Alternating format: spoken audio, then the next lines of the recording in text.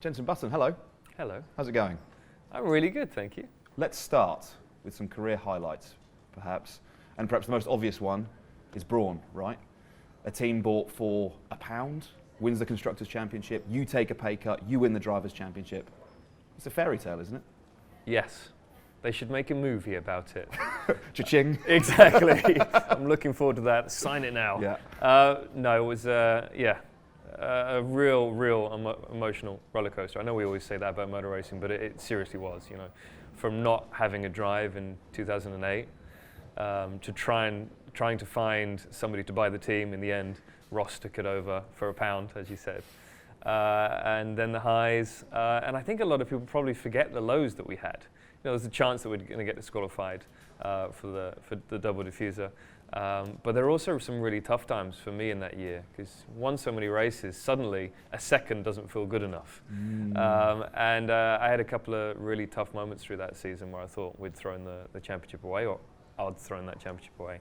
And then it ends on this massive high of fighting through from 14th on the grid to clinch the championship, 2 rounds to go. So yeah, it was kind of a fairy tale and the perfect story, if you like. One of the things that shocks me most about the Brawn story is sort of how little lead-up time you had into that first Grand Prix. It might be Australia, my memory's not great, but Australia perhaps. And you know, the amount of time it normally takes, the testing that goes into a car, and you guys were out there practice, right?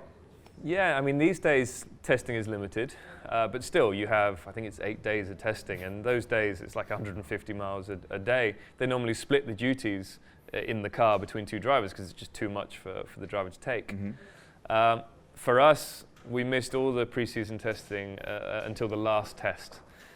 Wheeled it out, drove around Barcelona, came in, and the guy said, "So how was it?" I went, my engineer, I was like, "It's a bit understeery in high speed, oversteery entry to low speed." He went, "Okay, you're 6/10 quicker than anyone right now." And they've been pounding around for like 7 days. So, okay, right, well, we can fine tune this. And we did, and we ended up even faster. So yeah, it was strange, but we arrived at the first race knowing we were quick, but we hadn't practiced anything. We hadn't practiced pit stops. You know, not one. I hadn't practiced one pit stop with the crew. You know, when you come in and they practice, you know, changing the tires as quick as you can and refueling then.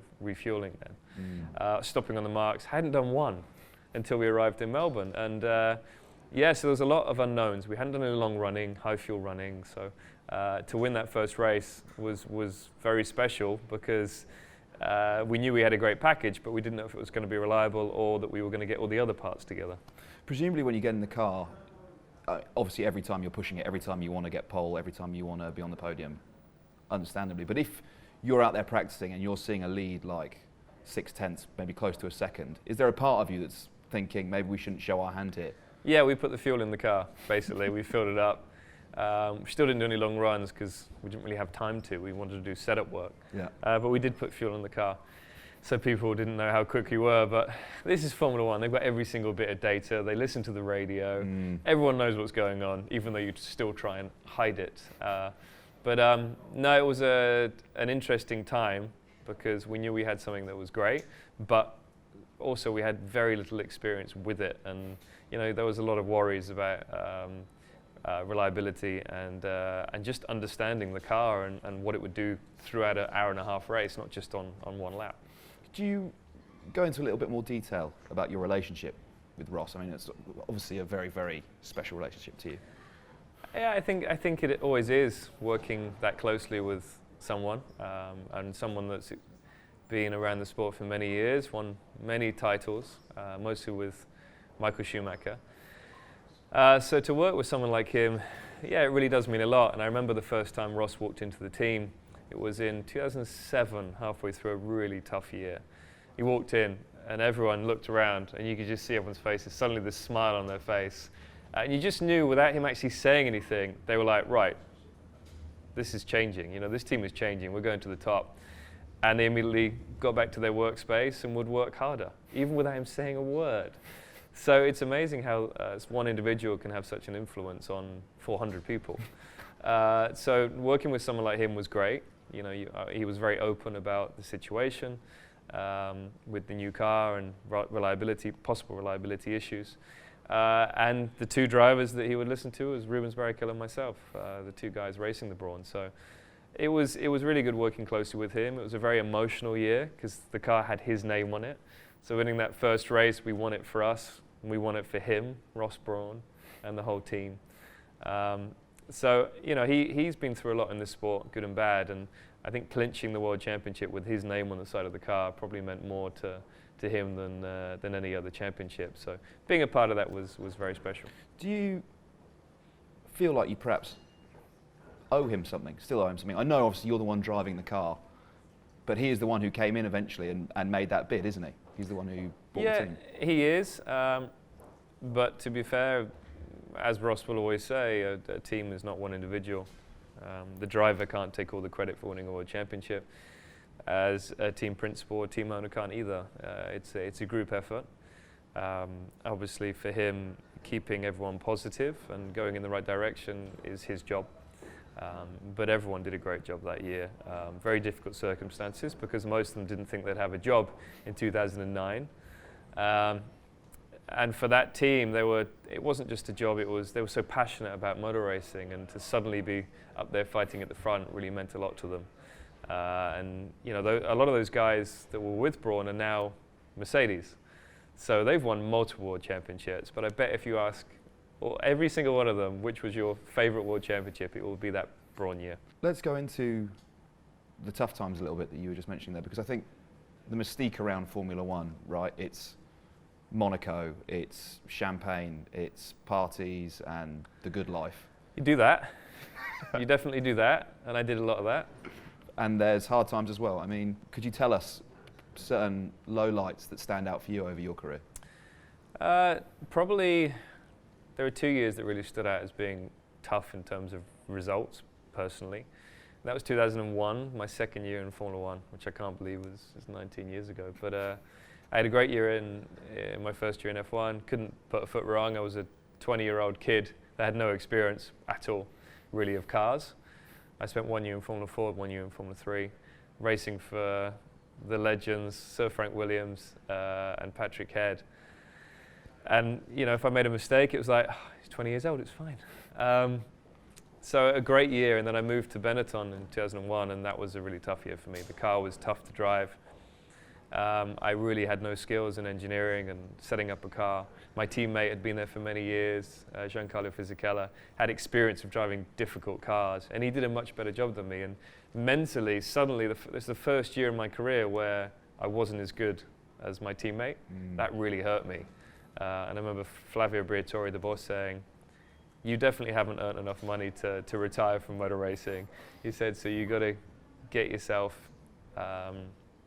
He said, "You need to pay more attention in terms of the engineering side of it than just the driving." He said, "You're living the life, you know, you're quick, but that's never enough in Formula One." And that's when I really knuckled down on learning about a racing car and how to fine-tune it, because I would normally jump in a car and be quick immediately because the car worked, whereas that Benetton was so difficult to drive, I struggled. And that's definitely one of my weaknesses. If the car doesn't suit my style, I struggle, so I need to learn how to set it up to suit my style. Same thing sort of happened in 2008, the year before Brawn. The car didn't really suit me, and I struggled to get the best out of it. And then obviously with the possibility of Brawn or 2009 not happening, I thought that was going to be the end of my career when Honda pulled out. So both very difficult times in my career. Probably the latter more difficult just because I had experience and I should have known better than to take my eye off the ball and not focus on car development. How was that moment when you found out that Honda weren't going to have a team anymore? What happened? I'd been training in Lanzarote. I went there 2 weeks, fitness training. I was the fittest I've ever been at that point, up until that point anyway. And I was at the baggage carousel at Gatwick Airport, which is never a nice place anyway. And then my manager called me, just said, "JV, I'm sorry, but Honda have pulled out of Formula One. At the moment, the team doesn't exist." I was like, "Okay, what options do we have?" He said, "We have this option to go here, but we'll probably have to find sponsorship to get the drive." It's like, wow, okay. Just taking a massive step backwards. So I was like, "Is there anything we can do to help to find a new owner?" And he said, "Yeah, we're going to work on it." So we actually found 2 people that were interested in purchasing the team. But at the end, Ross decided to take it on himself. I wonder as well, I know you've spoken before about anxiety in racing, and I wonder if it's almost like a pre-natural condition because you have these colossal highs, the ones we've already mentioned, and then to the point where you feel the best you've ever been, you're looking forward to a season, and that phone call comes in. Yeah. That's a real toll, isn't it, mentally? Yeah, it is. It really is. But no, I had no issues then with anxiety. It's something that happened sort of later in life, and it's one of those things I think for everyone that does get anxiety, there is a switch and there's a reason for it. It's just trying to work out at what point that switch got flicked. But for me at that moment in time, no, I was just upset really, how hard I'd worked to get myself ready.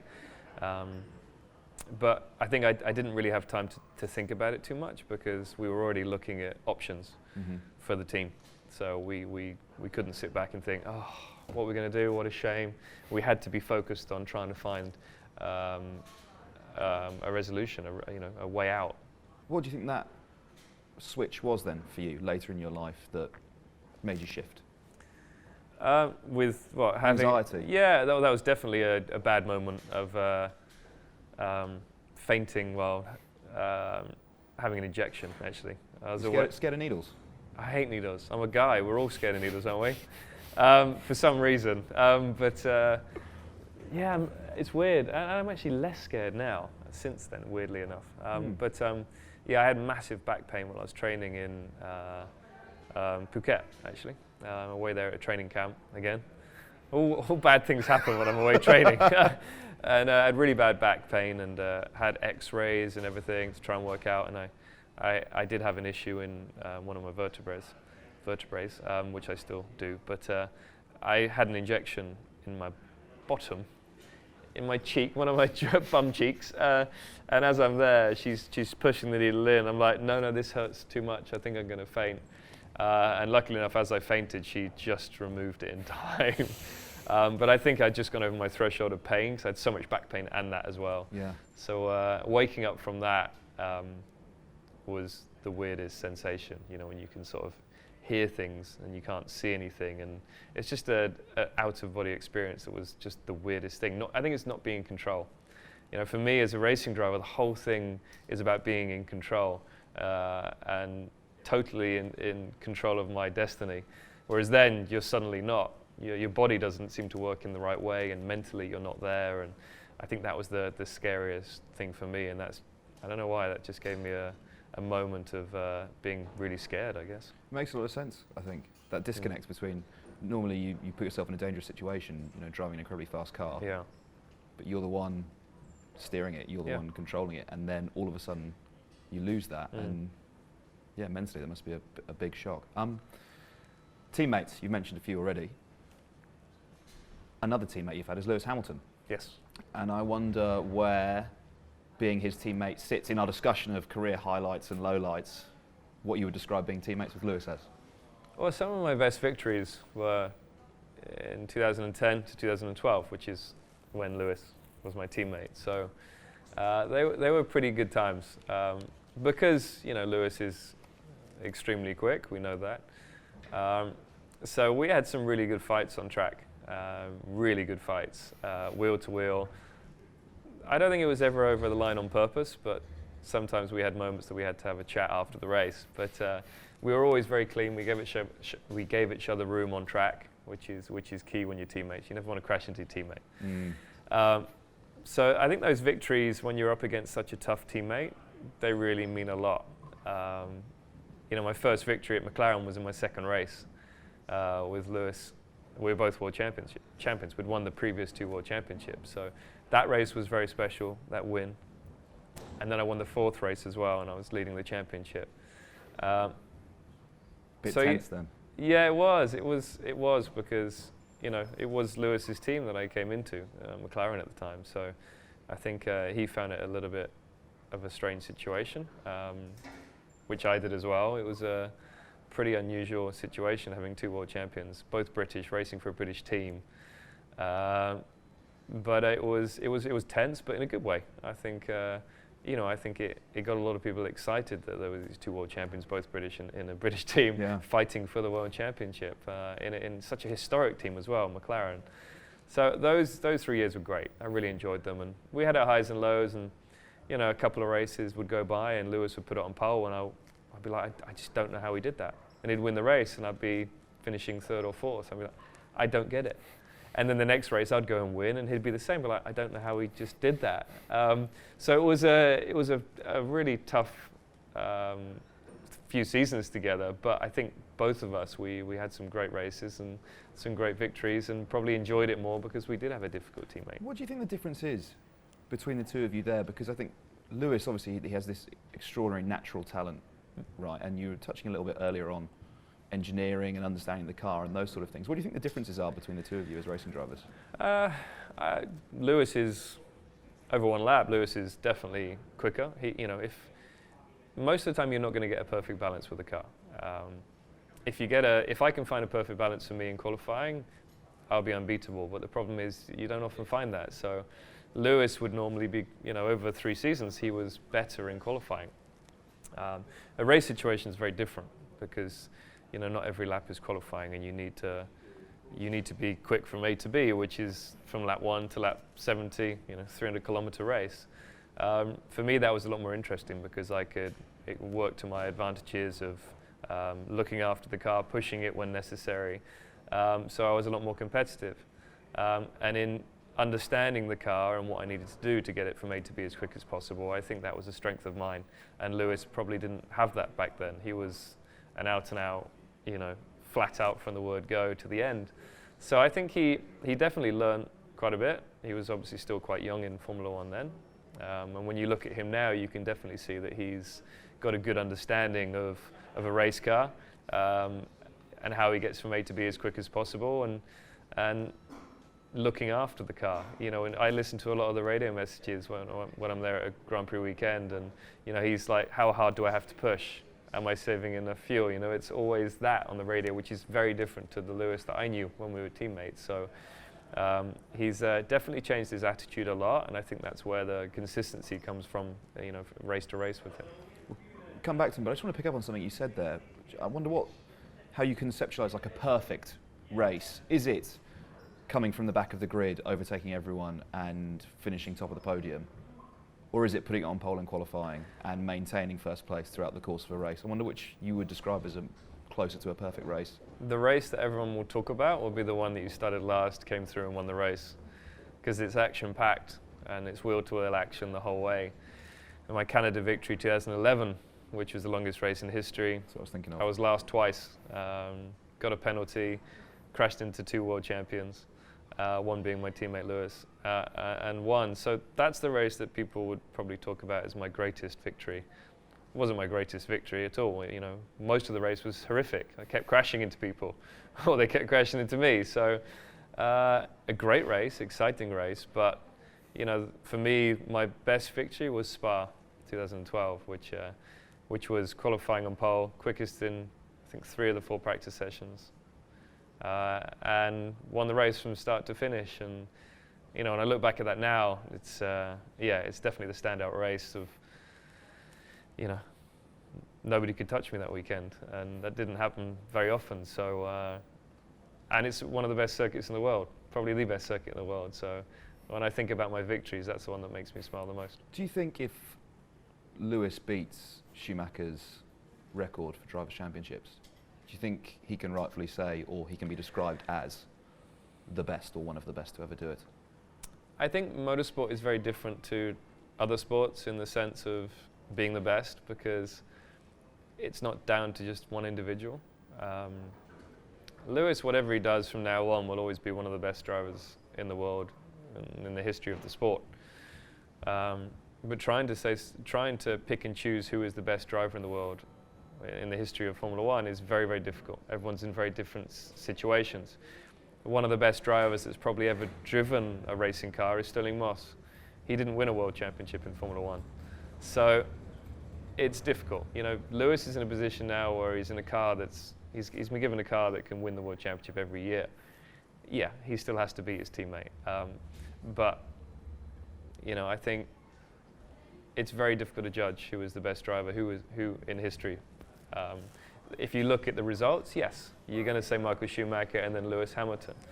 For me, what I love about Formula One is the individual races, and when you see Lewis, go up against one of the Ferrari drivers like Leclerc or Vettel and come out on top, that for me is like, wow, what a great job he did that race.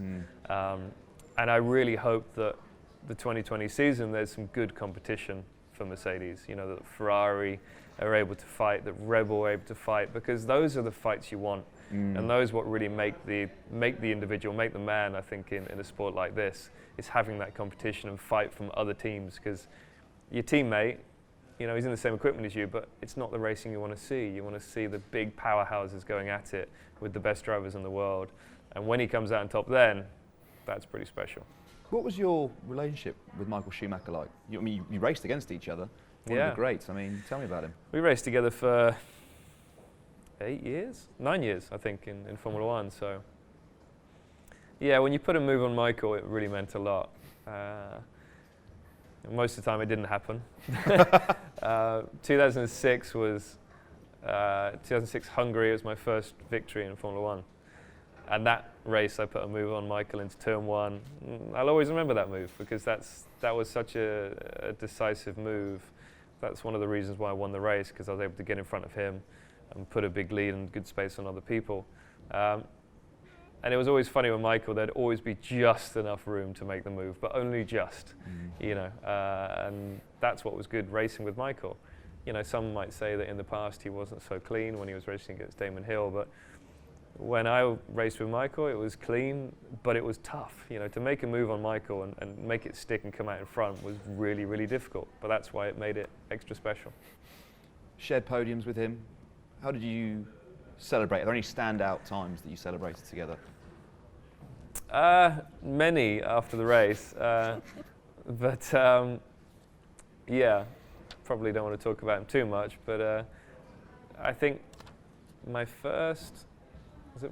second podium was in Bahrain, and we definitely celebrated there. It wasn't just the two of us, there's a few other drivers, DC included, David Coulthard, but and many others as well. But no, I'm very lucky that I was racing in such a good era of Formula One, such greats. Mika Häkkinen, I raced against double world champion Mika Häkkinen. Aren't many drivers on the grid that could say that now. Michael Schumacher, Fernando, Kimi, that was my era. Before the youngsters, we started getting older, and then the youngsters come in, like Lewis, Sebastian Vettel. So, no, a really good era, and I'm lucky enough that I raced through V10, V8, and the V6 era as well. So, obviously, the reason we're talking is because of Sky Sports F1. You're going to be working with them over the course of the next season. So let's talk about that next season. Who do you like the look of on that grid? The thing is, we really have to see how testing goes with F1. As I said, it's a team sport, so I think we all know that Mercedes will be strong.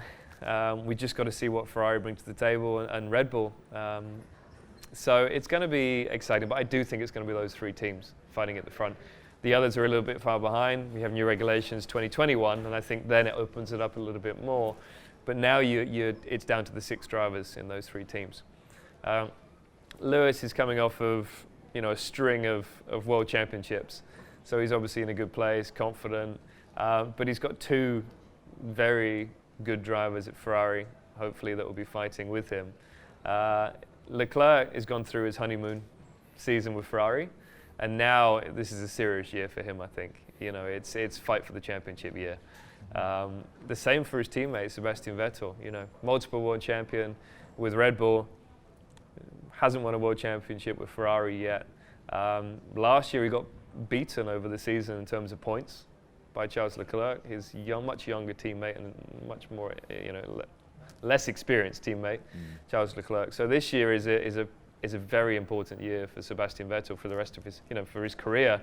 If he has a bad year this year, there's a good chance he might not be at Ferrari next year. So I think the Ferrari camp is going to be the real fun one to watch, to see who comes out on top there.